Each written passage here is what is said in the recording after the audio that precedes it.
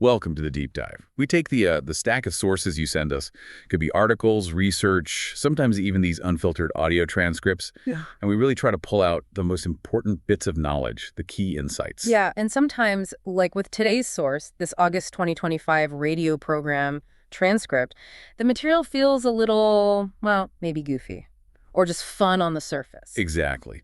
But our mission, as always, is to dig deeper than that surface level stuff. We want to find the really valuable insights and maybe some surprising connections for you.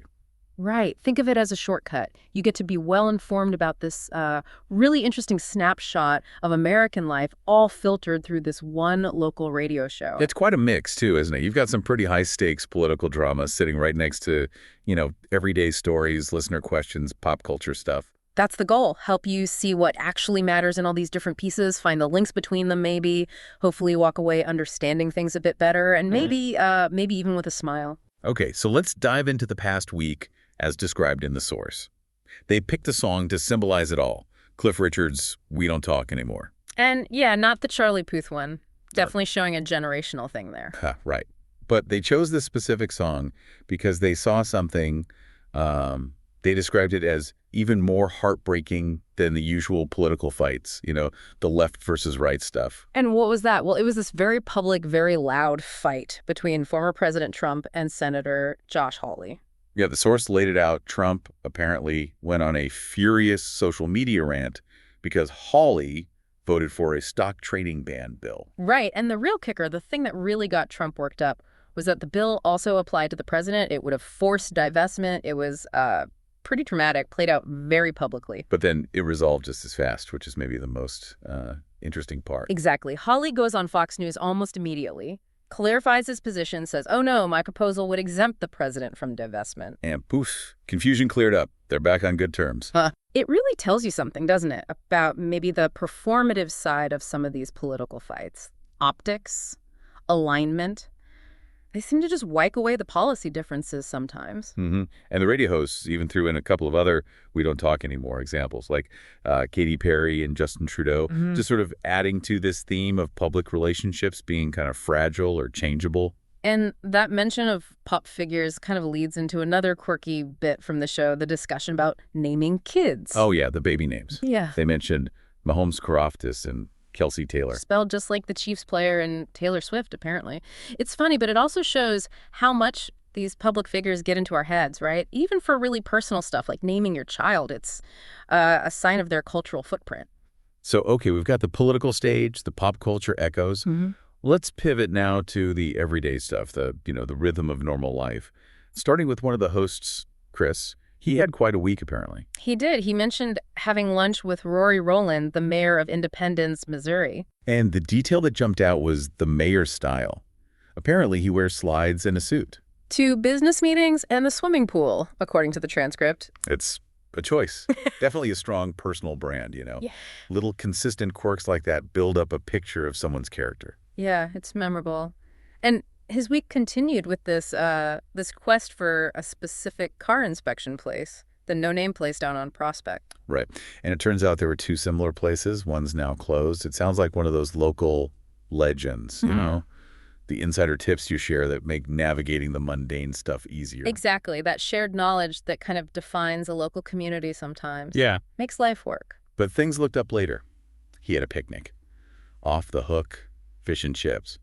Jane, the co-host, had apparently been really wanting it. The universe delivered, as they put it, and the details are great. Sriracha mayo and vinegar. Definitely no tartar sauce. Yeah, and kettle-cooked chips with mustard. It's just a little snapshot, isn't it? Into those simple things, those little rituals that make people happy. Food seemed to be a theme.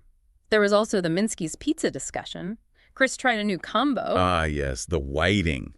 Hamburger, black olive, red bell pepper, and marinated grilled chicken. Which was different from his usual, the old Chris and Jane, pizza pepperoni, hamburger, black olive, green pepper, pineapple. Even a small change in pizza toppings, it kind of shows how preferences become part of your identity, right? A culinary identity, maybe, that changes over time. It does. And his week finished on a nice note, seeing his niece Avery in Peter Pan. She was one of Captain Hook's henchmen. Sweet.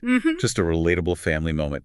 But then Abby, the guest, offered a slightly different perspective on modern life and work. Yeah, she gave some interesting comparisons about driving, Kansas City versus St. Louis. Well, was the gist. In KC, specifically Nolan Road, people stopping to be nice actually messes up traffic flow, can be dangerous. I didn't see that. Whereas St. Louis has more highways, but apparently much worse traffic overall, constant construction, daily accidents, just highlights how different even nearby cities can feel day to day. And then there was the bit about her work, which seemed to really impress the host. Right, she makes product demo videos.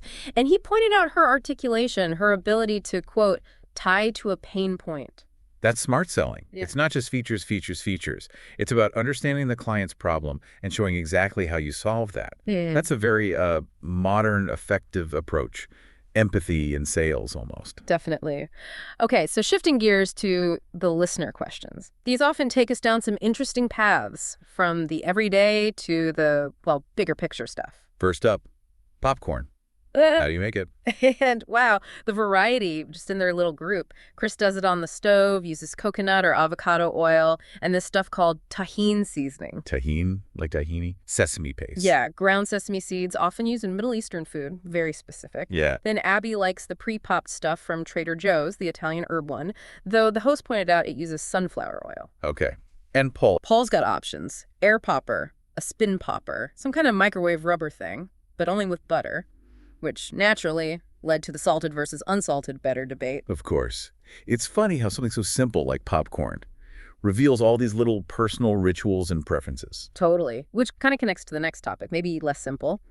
The unstoppable march of AI. Ah, yes. Listeners were noticing those monotone AI voices in social media videos. There's a definite unease there, isn't there, about things sounding too artificial? There is. But the conversation quickly showed just how, well, everywhere AI is becoming. It's not just social media voices. How deep does it go? The hosts gave some solid examples. Paycom's new I Want tool for HR stuff. Basically a chat GPT for employees asking about benefits or vacation time. Yeah, streamlining things. And even in HVAC tech, using AI to diagnose problems with heating and cooling units, analyzing data, predicting failures. Pretty sophisticated stuff. And they admitted using it themselves, right? Claude AI, chat GPT for emails. While also saying they felt this, internal conflict using something that, quote, might be destroying us. It's that classic tension. Practical benefits versus these bigger anxieties about where it's all heading. Yeah, that sounds familiar. Okay, next question, shifted gears again. Basketball and identity. It started with a question about when the WNBA formed, but then it went into Abby's past playing basketball. She described herself as ferocious and aggressive. Ooh, any stories? She mentioned clapping back at parents in the stands, and some girl who apparently hated her because of how she played. Gives you a sense of that intense competitive drive in youth sports and the emotions around it. Definitely. And did that connect to identity more broadly? It did. Abby talked about this phase she went through, her I'm Asian phase, had nicknames like Asians are beast, wore a specific headband. Instagram handles too. Yep. Asian invasion, Asian baller. And she said she wanted to be the only Asian on the floor when she played.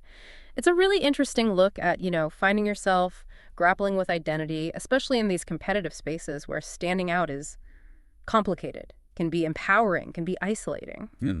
Fascinating. Okay, staying with identity but mixing in pop culture. Chiefs fandom meets Taylor Swift. The question was simple. What do you wear to a Chiefs game if Taylor Swift is there? And the answers. Chris suggested a Taylor Swift era's outfit singlet, which is creative. Paul went with a very original Chiefs shirt. Sarcasm implied, I think. Probably. I guess catch that blend, right? Celebrity culture crashing into local sports passion, fans trying to bridge those worlds. And they threw in that quick story about an Eagles fan getting booed at a Cowboys camp, just reinforcing those deep, almost tribal sports rivalries. Okay, next, the McDonald's mystery. Yeah, this was kind of funny. Abby talked about getting a Happy Meal at 3 a.m. and how consistent the taste always is. Which led to? The theory that McDonald's food is, quote, not real food. They cited that old experiment, or maybe urban legend, where a Big Mac supposedly looks the same after months and months. Right, while a Whopper or a Five Guys burger would mold. Exactly. It's presented as this anecdotal, almost scientific observation, but it really taps into that ongoing public curiosity and, frankly, suspicion about fast food ingredients and processes. Definitely a common trope. And the last listener question. Just a lighthearted one about Abby's name. People apparently confuse it with Abbey, the place where monks or nuns live. Like a monastery. Exactly. And her dad used to joke about wanting to name her monastery. Just a funny little personal anecdote to wrap up that segment. Covered a lot of ground there, from popcorn to AI ethics. It really did. Okay, let's move on to the news snippets and pop culture bits they covered, distilling some insights from current events. Right. The news quiz segment started with the shooting in Manhattan. The target was apparently the NFL. And there was some conspiracy theory mentioned. Yeah, linking the 33rd floor to 33 degrees in Freemasonry. Standard conspiracy fare, really. Then, shifting globally, tsunami warnings after a huge earthquake in Russia, 8.8 magnitude. Abby got that one right on the quiz. Not too bad. Less devastating than feared, apparently.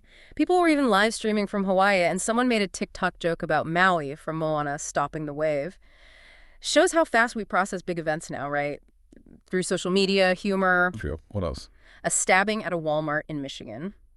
The host used it to make a point about the lethality of knives compared to what they termed assault weapons, focusing on potential casualty differences. Okay, and something about the Caribbean. Trinidad and Tobago extending a state of emergency, prison issues, moving high-risk inmates to military bases.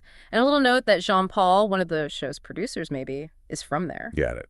Then the conversation took a turn toward policy and politics. Yeah, specifically about climate policy.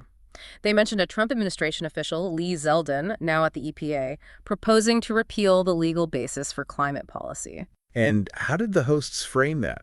Well, the source material reports, they talked about things like willful ignorance, politicians firing people who present inconvenient facts, and this idea of an ego thing getting in the way of accepting facts. So the source conveyed a perspective on how facts might be handled in politics. Exactly. It presented that view that facts can be seen as malleable or inconvenient, depending on the political narrative, without the hosts themselves taking a side, just reporting what was said in their source. Right. And there was more politically charged content about Jeffrey Epstein. Yes. The latest explanation offered by Trump, according to the source, was that Epstein was supposedly caught stealing a 16-year-old employee from the Mar-a-Lago spa. And that led to broader discussion. Yeah, about the perception of a lack of direct proof for certain allegations against Epstein, despite other evidence.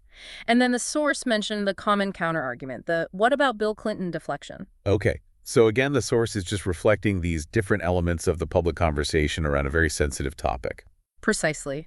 It's laying out the arguments and counterarguments that were circulating at that time as captured by the radio program. All right. Moving over to show business, Comic-Con came up. And how it's changed, right? Less about actual comic books now, much more focused on TV and movies.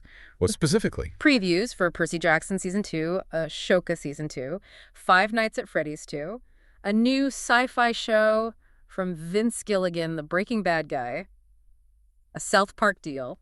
So has it jumped the shark, as they say? Lost its original identity. That was the question raised. Abby, the guest, wasn't really interested anymore, though she did mention maybe cosplaying as an anime character, Hunter x Hunter or Naruto. It definitely shows how these big fan events evolve with the media landscape. Makes sense. Then there was Love Island. Oh, yeah. The Beyond the Villa spinoff. And Abby was clearly a big fan. Passionate, even. What was the story there? A really heartbreaking one about two contestants, Kenny and Jaina. Apparently, Kenny made some racist comments, and it came out he was just there for clout money, not Jaina. Ouch. Reality TV realities. Exactly. And they drew this contrast between Love Island people, often described with that acronym DTF. Daunted too? Yeah, looking for casual hookups. Right. Contrasted with contestants on shows like The Bachelor, who are supposedly there for love for the right reasons. Supposedly being the key word there, maybe. Maybe. They also mentioned details about life in the villa. No phones, no TVs, limited alcohol. It's a controlled environment, which really blurs the line between genuine connection and, well, manufactured drama. Did it lead anywhere else? Just a hypothetical question to Abby. Would she go on Love is Blind, even though she has a boyfriend, just for the prize money? Interesting thought experiment. Okay, what else in pop culture? Just a couple quick hits. Ozzy Osbourne's funeral was mentioned, apparently very emotional, but also well-produced, thanks to Sharon Osbourne. And a new celebrity couple. Pamela Anderson and Liam Neeson, confirmed romance. And some listener, Molly W., actually saw them out with their families in New York. Just those little glimpses into celebrity lives that people find fascinating. Okay, so that wraps up the news and pop culture. Let's look ahead to what the hosts mentioned for their upcoming week. Personal journeys. Right. The host, Chris, is having Chris Week. because Jane's going camping. So B, what's B? Banff, Canada. A week-long trip, and apparently it involves, quote, digging a hole to poop. Ah, glamorous. Definitely not her usual spa retreat, I guess. Probably not. Meanwhile, Abby's traveling for work. Paycom training down in Dallas. Conferences, role-playing, standard professional development stuff. Any other travel mentions? Just a quick aside about Fort Worth. Was it worth it? And a mention of Goldie's BBQ, just adding that flavor of local exploration. Gotcha. And they picked a closing song for the program. They did. Pink Pantheress, Illegal. Noted it came from TikTok, called it the Song of the Summer. Which contrasted with Chris's 70s music taste. Sharply, yes. And Abby mentioned she was listening to the new Drake album, talked about the beef with Kendrick Lamar, just a little snapshot of the current music conversation, highlighting those generational differences again. So that brings us to the end of the material. Lots of different threads there. Absolutely. From political spats resolved overnight to the deep thoughts inspired by popcorn prep and AI voices. It's quite a slice of life. Which leads us to our final thought for you, the listener, to maybe chew on. Yeah. In a world that seems increasingly driven by convenience, ready-made popcorn, AI doing tasks for us, and where things like reality TV really blur the lines between what's real emotion and what's performance, what are we actually looking for underneath it all? Is it genuine connection? Is it needing that external validation? Or are we just looking for a shortcut, an easier way to get whatever outcome we desire? Something to think about. Definitely. We hope this deep dive gave you some new angles, some things to consider. Until next time.